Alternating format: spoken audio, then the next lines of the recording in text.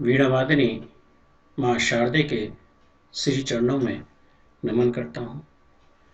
प्यारे विद्यार्थियों, SMC S मंगल classes शिक्षण विधियाँ सीरीज 2 मैं आप सभी का स्वागत करता हूँ, अभिनंदन करता हूँ। पिछले वाले वीडियो में हमने सीरीज 1 के महत्वपूर्ण प्रश्नों को हल किया था। इस वाली सीरीज में हम सीरीज 2 के महत्वपूर्ण प्रश्नों को हल करने जा रहे हैं। आपने एक दोहा सुना होगा, सरस्वती के भंडार की बड़ी अपूर्व बात, ज्यों खर्चे त्यों त्यों बढ़े, बिन खर्चे घट जात। जो विद्या रूपी धन का भंडार है, सरस्वती जी के पास में है, उसकी बड़ी विशेष बात है बच्चों। उस विद्या रूपी धन को हम जितना ज्यादा खर्च करते हैं, उतना ज्यादा वो बढ़ता चला जाता है। और यदि हम एक जगह संचित करके बैठ जाएं, इसको हम बांटे नहीं, इसको हम खर्च नहीं करें, तो ये क्या हो जाता है, विलुप्त होता हुआ चला जाता है, नष्ट होता हुआ चला जाता है। जबकि जो दूसरा वाला धन होता है, अर्थ जो धन होता है, उसको हम खर्चा करते हैं तो वो समाप्त होता चला जाता है। इसलिए यहाँ पर सरस्वती का जो विद्या रूपी धन का भंडार है वो विशेष है। इसलिए मेरा आपसे यहाँ पर यही निवेदन है कि जिस प्रकार से मैं इस विद्या रूपी धन को आपके बीच में बांट रहा हूँ, तो ये मेरा धन बढ़ रहा है, घट नहीं रहा है। उसी प्रकार आपको भी अपने विद्यालय में जाकर इस विद्या रूपी धन को ज़्यादा से ज़्यादा बच्चों के बीच में बांटना है, जिससे कि ये और ज़्यादा संचित होता हुआ चला जाए। तो चलिए प्रारंभ करें अपन सीरीज 2 का पहला वाला प्रश्न।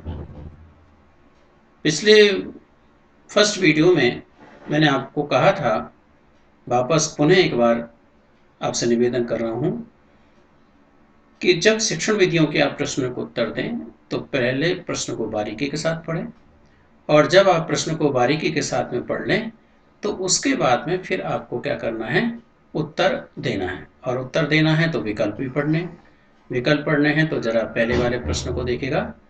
निम्न में से सामान्यमान विधि के नाम से जानी जाती है। 4 विकल्प हैं आपके पास, निगमन विधि, प्रायोजन विधि, आगमन विधि, अनुसंधान विधि। तो इन चारों विधियों के बारे में यदि आपको जानकारी है तो आप आसानी के साथ इसका उत्तर दे सकते हैं।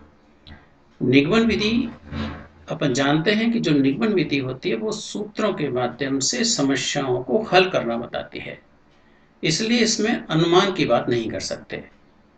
प्रायोजन विधि प्रत्यक्ष रचनाओं द्वारा स्थायी ज्ञान की प्राप्ति की बात करती है। तो जो सामने है उसके आधार पर ही विद्यार्थी सीखता है, समूह में विद्यार्थी ज्ञान अर्जन करता है।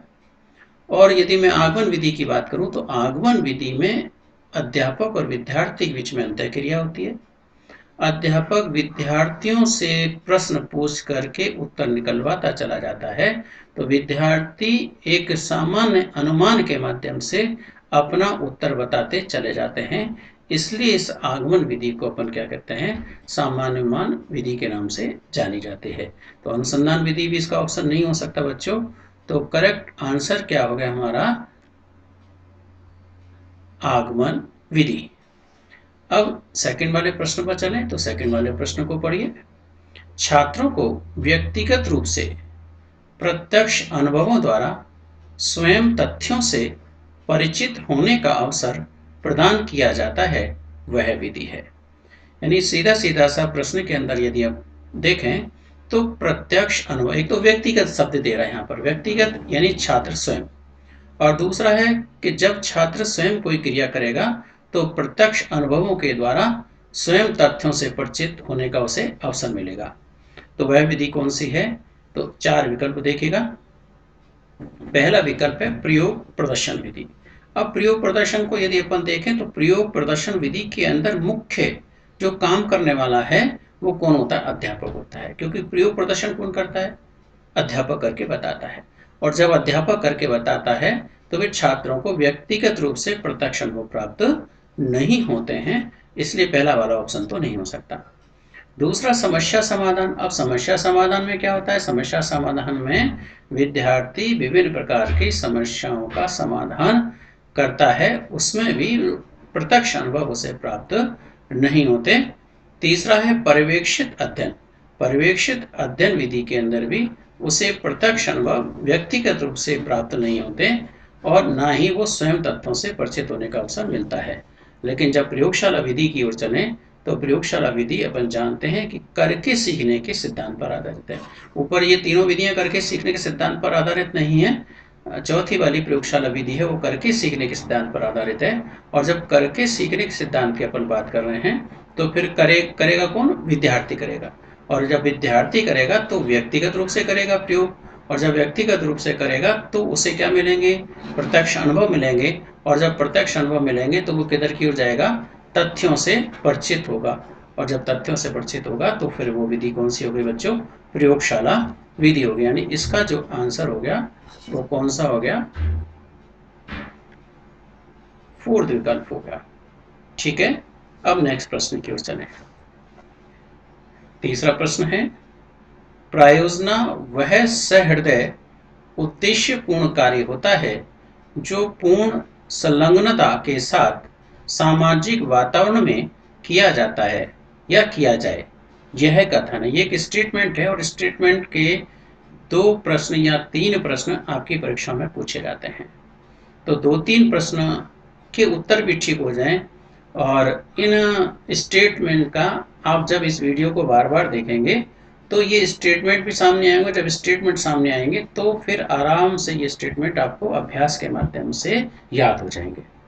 तो कहीं ना कोई शब्द के साथ में अपन तालमेल बैठाते हैं कि जब प्रायोजना व सहृदय उद्देश्यपूर्ण कार्य की बात हो रही है तो इसमें जॉन डीवी का भी प्रायोजना में योगदान रहा है, किलपैट्रिक का भी योगदान रहा है, स्टीवेंसन ने भी प्रायोजना के संदर्भ में स्टेटमेंट दिया है, वेलार्ड ने भी दिया है। किंतु ये वाला स्टेटमेंट आपका सीधा जाएगा, ध्यान में रखना है, जहाँ उद्देश्यपूर्ण कार्य की बात की जा रही है, सहृदयपूर्ण उद्देश्यपूर्ण की बात जब जिस स्टेटमेंट में की जा रही है वो स्टेटमेंट जो दिया गया है वो किसके द्वारा दिया गया है? किलपैट्रिक के द्वारा दिया गया है। तो अपन जानते हैं कि जो स्टेटमेंट होता है किसी के द्वारा कही हुई बात होती है वो हमें एज इट इज रूप में ही तैयार करनी पड़ती है। तो प्रायोजना वैसे हृदय उद्देश्यपूर्ण कार्य होता है जो पूर्ण संलग्नता के साथ सामाजिक वातावरण में किया जाए। यह कथन किसका है? किलपैट्रिक का है। चलिए नेक्स्ट क्वेश्चन पढ़ें। सूचना प्रक्रियाकरण वर्ग से संबंधित तकनीकी है। तो सूचना प्रक्रियाकरण जिसमें सूचनाओं का एकत्रीकरण किया जाता है, जिसमें सूचना प्रक्रिया का विश्लेषण किया जाता है, उस तकनीकी को हमें देखना है इसमें। तो पहला जो ऑप्शन है, विकल्प है आपके पास, वो है अभिक्रमित अनुदेशन। जब अभिक्रमित अनुदेशन की अपन बात करें तो अभिक्रमित अनुदेशन एक ऐसी विधि है जिसके द्वारा विद्यार्थी एक निश्चित क्रम में सीखता है और अध्यापक की अनुपस्थिति में सीखता है। जबकि हम सूचना प्रक्रियाकरण की अपन बात करें तो सूचना लेने वाला और देने वाला दोनों होना चाहिए, लेकिन यहाँ पर विद्यार्थी अध्यापक की अनुपस्थिति में सीखता है तो सूचना एकत्रित नहीं की जाती। यहाँ पर तो जो स्टेटमेंट दिए जाते हैं उस स्टेटमेंट के आधार पर विद्यार्थी प्रश्न के उत्तर देते हैं, इसलिए अभिक्रमित अनुदेशन इसका उत्तर नहीं हो सकता। पैनल चर्चा की बात करें अपन तो पैनल चर्चा में भी क्या होता है कि 2 या 2 से अधिक जो अध्यापक होते हैं वो आपस में क्या करते हैं? विद्यार्थी बीच में चर्चा करते हैं। अब चर्चा करते हैं तो इसमें भी कोई सूचना की बात नहीं आ रही है, सूचना प्रक्रियाकरण की बात नहीं हो रही यहाँ पर। तीसरा जो ऑप्शन है वो अभिनय का है। अभिनय जिसको हम नाटक कहते हैं, रोल प्लेइंग। अब इस अभिनय में भी कोई सूचना की बात नहीं होती है, क्योंकि अभिनय में तो अपन जानते हैं कि जो सामने वाले पात्र खड़े हैं वो पात्र क्या कर रहे होते हैं? क्रिया कर रहे होते हैं, तो उसमें भी सूचना की कोई बात नहीं है। लेकिन चौथा वाला ऑप्शन है बच्चों प्रक्षा प्रतिमान। जैसा प्रक्षा शब्द नजर आ रहा है, पूछताछ, यानी ये एक ऐसी तकनीकी है जिसमें विद्यार्थी पूछ करके प्रश्नों का, अपनी समस्याओं का समाधान करता है। अब जब बच्चा पूछेगा तो क्या मिलेगा? उसे सूचनाएं मिलेंगी, और जब सूचनाएं मिलेंगी तो फिर सूचनाओं का एकत्रीकरण करेगा, और जब एकत्रीकरण करेगा तो उसका विश्लेषण होगा, इसलिए प्रक्षेप प्रतिमान के 5 स्टेप्स यदि आपको ध्यान में हैं तो इस प्रश्न का उत्तर हम आसानी के साथ दे सकते हैं, जिसमें पहला जो स्टेप है इसका वो समस्या का चयन करना है। जब समस्या का चयन हो जाता है तो दूसरा जो स्टेप है वो समस्या का स्पष्टीकरण है, समस्या को स्पष्ट करना। और जब समस्या का स्पष्टीकरण हो जाता है तो तीसरा स्टेप है समस्या के हल के संभावित प्रयास क्या क्या हो सकते हैं। अब इन संभावित हल के प्रयास के आधार पर ही विद्यार्थी क्या करता है, सूचनाओं का एकत्रीकरण करता है। तो देखो चौथा स्टेप से ही पता लग रहा है सूचना प्रक्रियाकरण जो हो रही है वो किसमें हो रही है, प्रक्षेप प्रतिमान में हो रही है। तो सूचनाओं का एकत्रीकरण और पांचवा जो स्टेप है वो सूचना प्रक्रिया का विश्लेषण एवं निष्कर्ष है। तो यदि आपको प्रक्षेप प्रतिमान के स्टेप याद हैं तो फिर इसका उत्तर आसानी के साथ आप दे सकते हैं। तो बच्चों इसका आंसर यहाँ पर क्या हो गया, फोर्थ हो गया, प्रक्षेप प्रतिमान। नेक्स्ट क्वेश्चन नंबर 5, यह भी एक स्टेटमेंट है। विद्यालय में हुए छात्रों के व्यवहार परिवर्तन के संबंध में प्रदत्तों के संकलन तथा उनकी व्याख्या करने की प्रक्रिया को मूल्यांकन कहते हैं। यह कथन है। तो मूल्यांकन की एक डेफिनेशन है ये, और जो व्यवहार परिवर्तन के संबंध में है, प्रदत्तों के संकलन और उनकी व्याख्या करने की प्रक्रिया के संदर्भ में है। तो ये जो स्टेटमेंट दिया गया है बच्चों, ये क्वालेन एवं हन्ना का है। क्वालेन और हन्ना ने दोनों ने मिलकर के इस स्टेटमेंट को दिया है। इस स्टेटमेंट को ध्यान में रखिएगा और इसके अंदर जो व्यवहार परिवर्तन, प्रदत्तों के संकलन और उनकी व्याख्या करने की प्रक्रिया जो शब्द आ रहे हैं उनको याद रख लीजिएगा, तो ध्यान में आ जाएगा कि इसका आंसर क्या हो जाएगा, क्वालेन एवं हन्ना। तो चलिए अब नेक्स्ट क्वेश्चन की ओर चलें। 6 प्रश्न पढ़िए। एक परीक्षण को एक समूह पर बार बार देने पर फलांकों में अंतर न आए, यह परीक्षण की कौन सी विशेषता है। यानी जो एक परीक्षण आपने तैयार किया है उस परीक्षण को एक ही समूह पर बार बार डालें, बार बार प्रसारित करें, तो जो परिणाम है, जो उनके अंक हैं, उनमें कोई अंतर नहीं आए। जैसे रामू है, रामू एक समूह का एक विद्यार्थी है, उसके पहली बार जब परीक्षण का प्रसारित किया जाता है तो 20 में से 18 अंक आते हैं। अब दोबारा भी उस परीक्षण को उससे जो समूह से प्रसारित करते हैं तो रामू के इस बार भी 18 नंबर आते हैं, यानी बार बार वही अंक प्राप्त होते हैं। तो फिर क्या है, जैसे एक बालक है उससे कोई बात पूछी गई, उसने कोई बात बताई, फिर उससे दूसरे व्यक्ति ने उससे कोई बात पूछी तो उसने भी वही बात दोहराई, तीसरे ने पूछी तब भी वही दोहराई, चौथे ने पूछी तब भी दोहराई। तो फिर उस व्यक्ति पर, उस बालक पर अपन क्या कर सकते हैं, विश्वास कर सकते हैं। लेकिन एक ऐसा बालक भी होता है कि मुझसे कुछ कह रहा है, दूसरे से कुछ कह रहा है, तीसरे से कुछ कह रहा है, चौथे से कुछ कह रहा है, तो क्या अपन उस पर विश्वास कर सकते हैं, नहीं। तो यहाँ जो आंसर है बच्चों वो क्या है, विश्वसनीयता। ये ऐसा प्रश्न परीक्षा में आपकी में आता ही आता है, इसलिए इस प्रश्न का उत्तर आप सभी का सही होना चाहिए। वस्तुनिष्ठता तो क्या होता है कि वस्तुनिष्ठता वो होती है जिसमें उत्तर केवल एक होता है, एक शब्द में उत्तर होता है, एक उत्तर होता है, एक उत्तर दिया जा सकता है, वो तो कहलाती है वस्तुनिष्ठता। लेकिन जब प्रसारण करने के बाद जब फलांक आ रहे हैं, परिणाम आ रहा है, वो क्या आ रहा है, एक ही आ रहा है, और जब एक ही आ रहा है तो फिर अपन उसे क्या कहते हैं, विश्वसनीयता कहते हैं। वैधता क्या होती है, वैधता होती है उद्देश्य आधारित परीक्षण। जब ऐसा कोई प्रश्न आए कि आपका जो परीक्षण है वो उद्देश्य आधारित है तो फिर आंसर क्या होगा, वहाँ पर वैधता होगी। और व्यापकता भी यहाँ आंसर नहीं है। व्यापकता में ज़्यादा से ज़्यादा कंटेंट का समावेश किया जाए, विषय वस्तु ज़्यादा से ज़्यादा आए, उसे अपन क्या कहते हैं, व्यापकता कहते हैं। तो बार बार देने पर भी फलांकों में अंतर नहीं आता, तो वो विशेषता कौन सी होती है, विश्वसनीयता होती है। प्रश्न नंबर 7, सतत समग्र मूल्यांकन प्रणाली में, जैसे सतत समग्र मूल्यांकन, इसे अपन सतत व्यापक मूल्यांकन प्रणाली कहते हैं। तो दोनों नामों से किसी भी नाम से पूछा जा सकता है। अंग्रेजी में इसको कहते हैं CCE, कंटिन्यूअस कॉम्प्रिहेंसिव इवैल्यूएशन। सतत समग्र मूल्यांकन प्रणाली में C1 ग्रेड रखा गया है। तो इसमें इसकी टेबल आपको ध्यान में रखनी पड़ेगी। 9 पॉइंट स्केल है ये, जो सीसी प्रणाली है आपकी सतत समग्र मूल्यांकन प्रणाली है, वो 9 पॉइंट स्केल रखी गई है, जिसमें 9 पॉइंट स्केल से यदि मैं आपसे बात करूं तो 91 से 100 के बीच मार्क्स जिन बच्चों के आते हैं उनको A1 ग्रेड मिलता है। 81 से 90 के बीच मार्क्स आते हैं उन्हें A2 ग्रेड मिलता है। 71 से 80 के बीच में जिन मार्क्स आते हैं बच्चों के उनको B1 मिलता है। 61 से 70 के बीच में जिन बच्चों के मार्क्स आते हैं उन्हें B2 मिलता है, और 51 से 60 के बीच में मार्क्स आते हैं उन्हें C1 मिलता है, और आपके 41 से 50 के बीच में मार्क्स आते हैं उनको C2 मिलता है।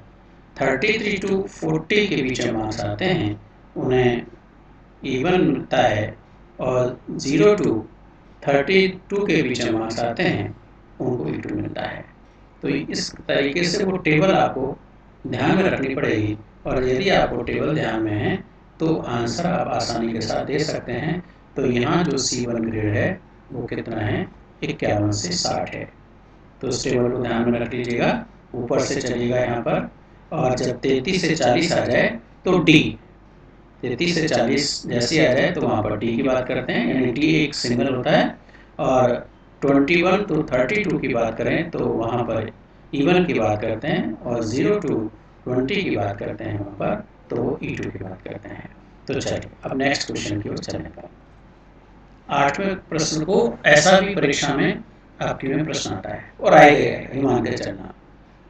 तो ध्यान रखिए, ये रीट में भी आता है, सीटेट में भी आता है, जितनी भी ये अध्यापक भर्ती परीक्षाएं होती हैं उन सब में इस प्रकार का प्रश्न आ जाता है, क्योंकि ब्लूम टैक्सोनॉमी सब में जुड़ी हुई है। और ये जो क्वेश्चन नंबर 8 है वो ब्लूम टैक्सोनॉमी को लेकर है, बीएस ब्लूम का शैक्षिक उद्देश्यों का वर्गीकरण। तो प्रश्न है मनोशारीरिक साइकोमोटर। मनोशारीरिक को अपन गत्यात्मक भी कहते हैं, ये भी ध्यान में आपको रखना है। क्रियात्मक उद्देश्य भी कहते हैं इसको। तो मनोशारीरिक उद्देश्य, क्रियात्मक उद्देश्य या गत्यात्मक उद्देश्य, साइकोमोटर अंग्रेजी में कहते हैं इसको, शैक्षिक उद्देश्य का सही क्रम है। तो इसका जो सही क्रम आपको ध्यान में है कि तीन ब्लूम टैक्सोनॉमी के अंदर 3 शैक्षिक उद्देश्यों की बात कही गई है। पहला था ज्ञानात्मक, जो बीएस ब्लूम के द्वारा दिया गया है। दूसरा है भावात्मक, जो करथवाल के द्वारा दिया गया है। और तीसरा क्रियात्मक, जिसे अपन मनोशारीरिक भी कह रहे हैं और गत्यात्मक भी कह रहे हैं। इसे किसके द्वारा दिया, सिम्पसन के द्वारा दिया गया है।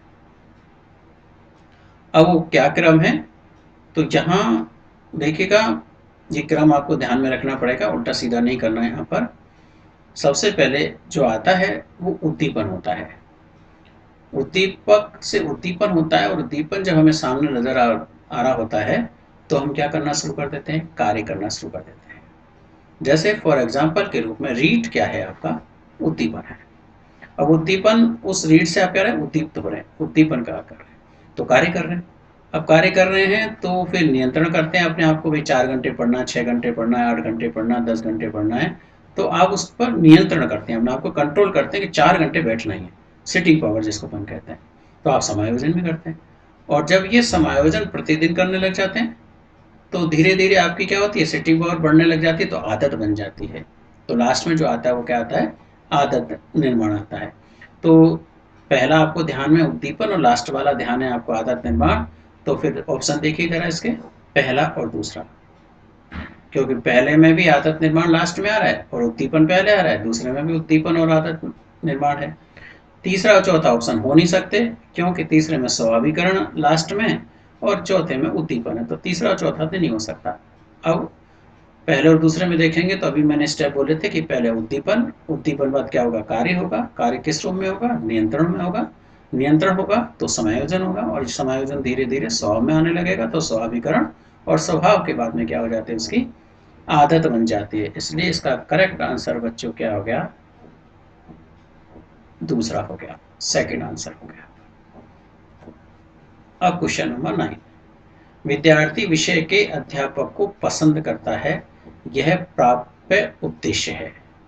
यानी कोई भी अध्यापक जिस विषय को पढ़ा रहा है तो विद्यार्थी उस विषय के साथ साथ उस अध्यापक को भी पसंद करने लग जाए। तो अध्यापक को पसंद कब करेगा? जब अध्यापक बच्चों को ईमानदारी के साथ में ज्ञान देगा, और जब बच्चों को ज्ञान मिलने लगेगा तो फिर ज्ञान समझ में भी आएगा। समझ को क्या कहते हैं बच्चों? बोध।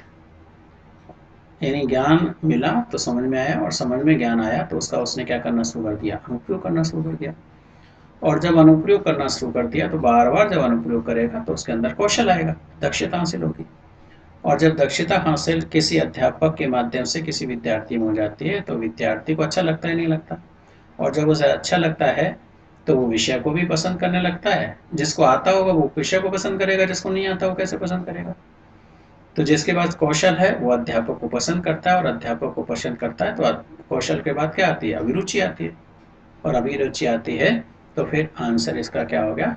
चौथा वाला ऑप्शन हो गया। यदि हमारा विद्यार्थी अध्यापक को पसंद करने लग जाए तो कौशल के बाद ही ये बात स्टेप आएगा, इसलिए आंसर क्या हो गया इसका? अभिरुचि।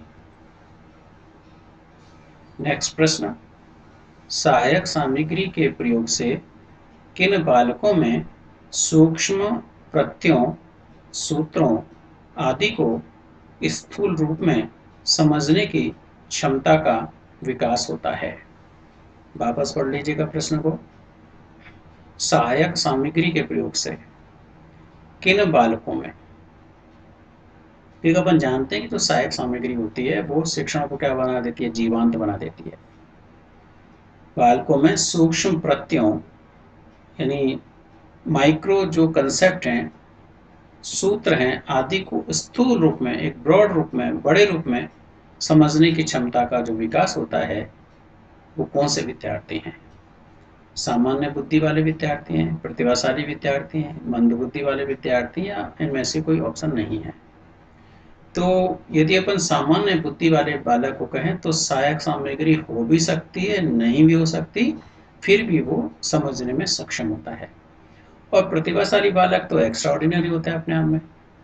सहायक सामग्री नहीं है फिर भी वो तो एक कदम आगे बढ़ने वाला बालक है। लेकिन सबसे ज़्यादा जो सहायक सामग्री की आवश्यकता होती है कंसेप्ट को क्लियर करने के लिए, वो किसको होती है? मंद बुद्धि बालक को होती है। तो बालकों में जो माइनर कंसेप्ट हैं, सूक्ष्म प्रत्यय हैं, सूत्र हैं, उनको स्थूल रूप में समझने की जो क्षमता का विकास है वो किसके लिए? मंद बुद्धि बालक के लिए है। इसलिए बच्चों ये आंसर क्या हो गया? तीसरा। यानी सीधा सीधा सा है, सहायक सामग्री की जो सबसे ज़्यादा आवश्यकता पड़ती है वो कौन से प्रकार के बालकों के लिए पड़ती है? मंद बुद्धि बालकों के लिए पड़ती है।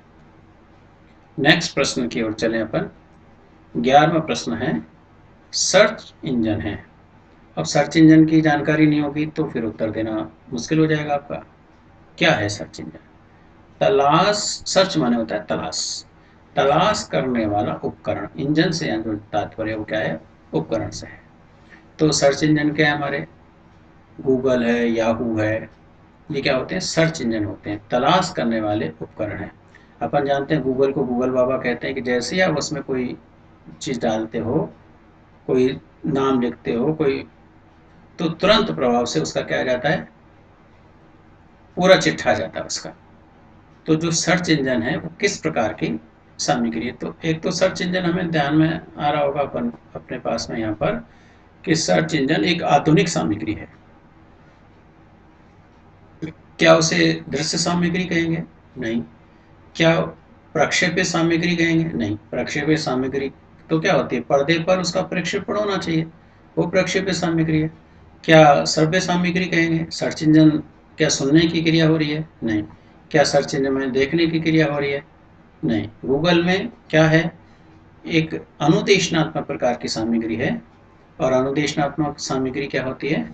वह सामग्री जिसकी सहायता से विद्यार्थी अध्यापक की अनुपस्थिति में भी क्या कर लेते हैं? सीख लेते हैं।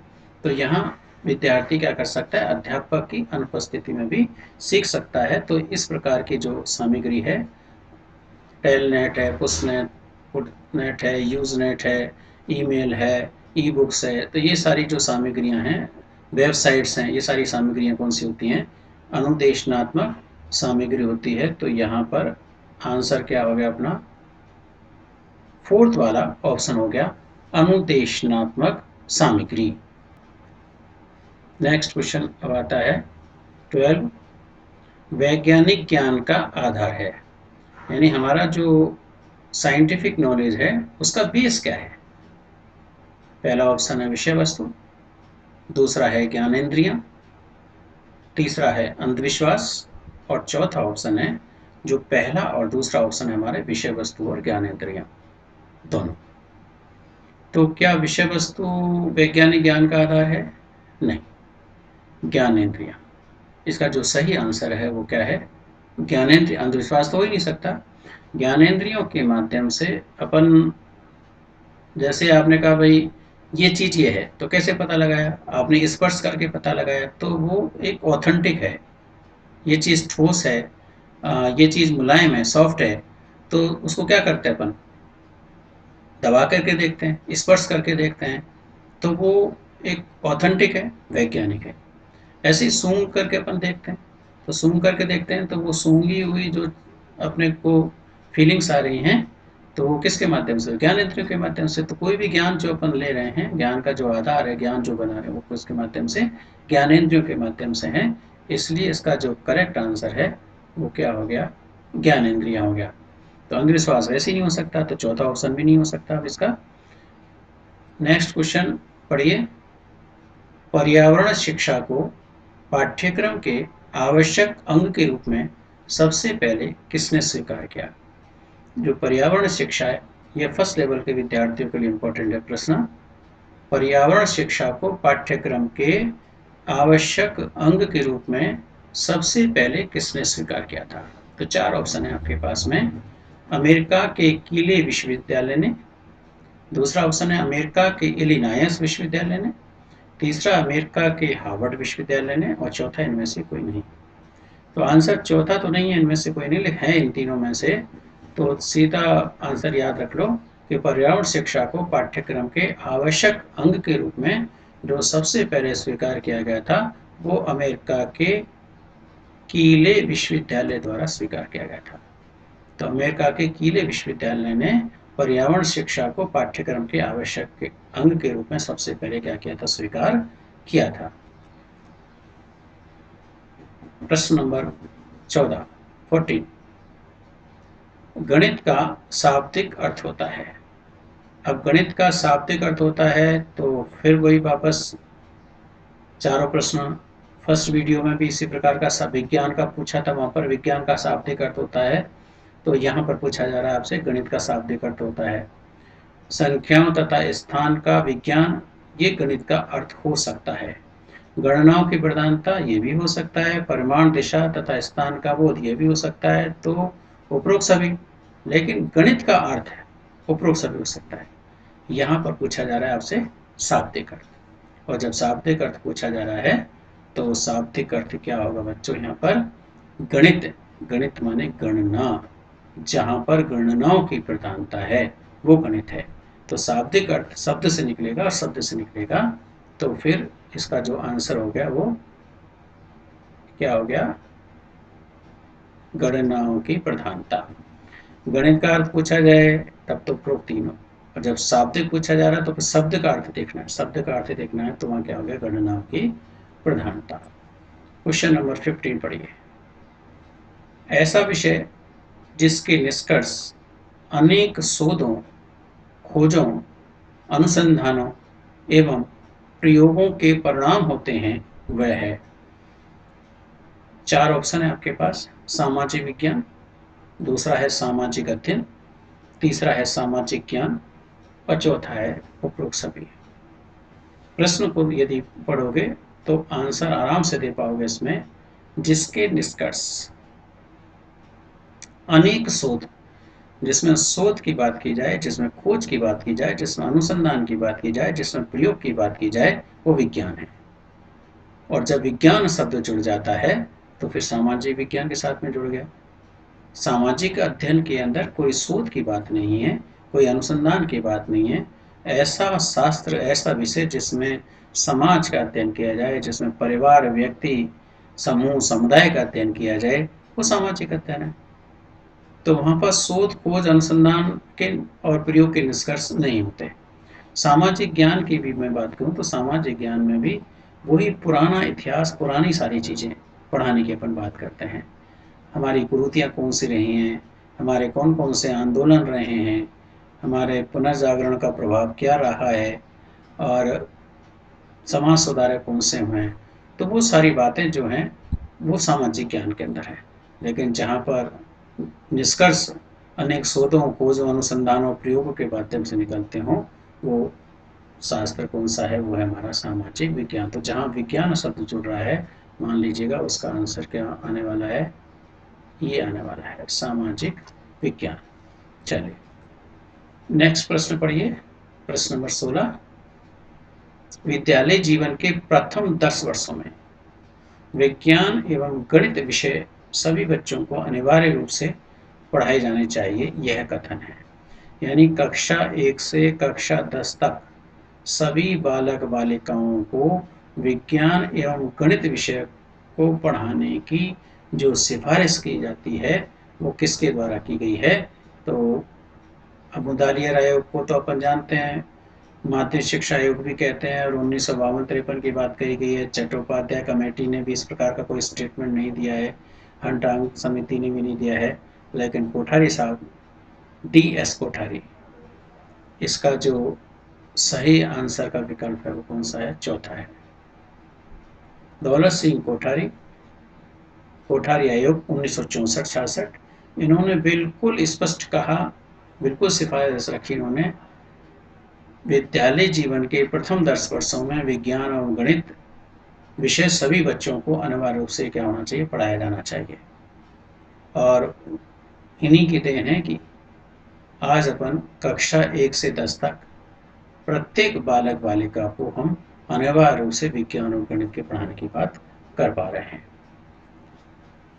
प्रश्न नंबर 17।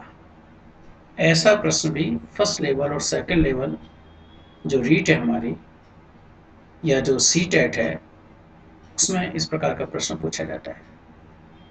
कीट्स महोदय ने कहा है कि सत्य ही सुंदर है।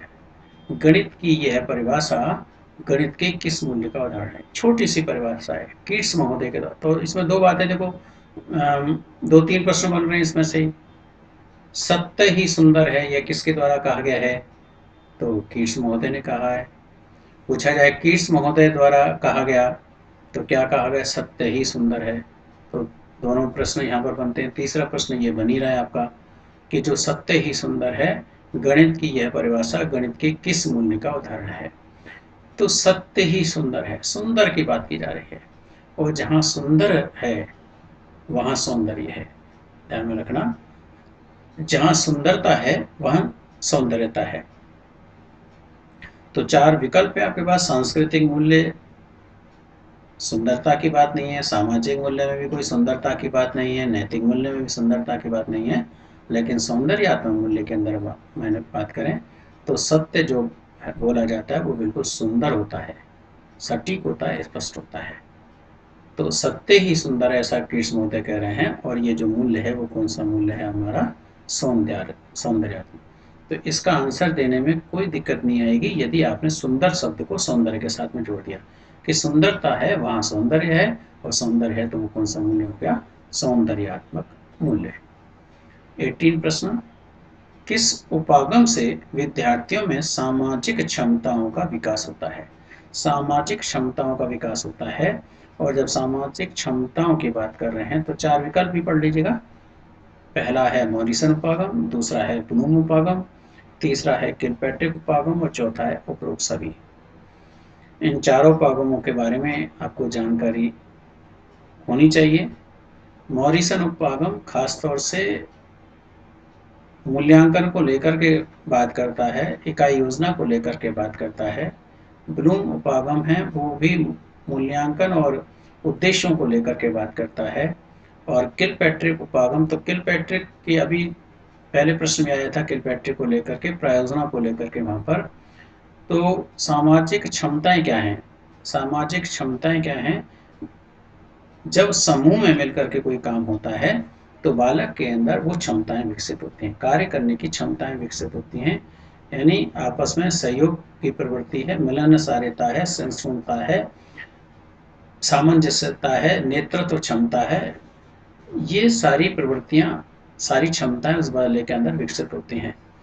तो जो किलपैट्रिक उपागम है, जिसमें जिन्होंने प्रायोजना की बात की है और प्रायोजना की बात की है, तो प्रायोजना केवल अकेले के द्वारा काम नहीं होता, प्रायोजना एक समूह के द्वारा किया जाने वाला कार्य होता है। और जब समूह में कार्य होता है तो क्या होता है? सामाजिक क्षमताओं का विकास होता है। इसलिए बच्चों इसका आंसर क्या है यहाँ पर? थर्ड, किलपैट्रिक उपागम, यानी सामाजिक क्षमताओं का विकास करने का उपागम है। वो कौन सा उपागम यहाँ पर? किलपैट्रिक उपागम। प्रश्न नंबर 19, पाठ्य योजना का मुख्य बिंदु होता है। पाठ्य योजना का जो मुख्य बिंदु होता है, क्या वो प्रस्तुतिकरण होता है, क्या वो शिक्षण उद्देश्य होते हैं, क्या वो प्रस्तावना होती है, क्या मूल्यांकन होता है? अब इन चारों स्टेप्स को यदि अपन देखें तो प्रस्तावना तो पहले कर ली जाती है, और प्रस्तावना जब हम करते हैं बच्चों के सामने तो वो तो एक प्रकार से पूर्व ज्ञान है, जो बच्चे पहले से ही जानकारी रखते हैं, तो ये मुख्य बिंदु नहीं हो सकता। शिक्षण उद्देश्य भी कोई क्रिया नहीं हुई, उस क्रिया करने से पहले हमने सोचा है कि हमें क्या करना है, वो शिक्षण उद्देश्य है।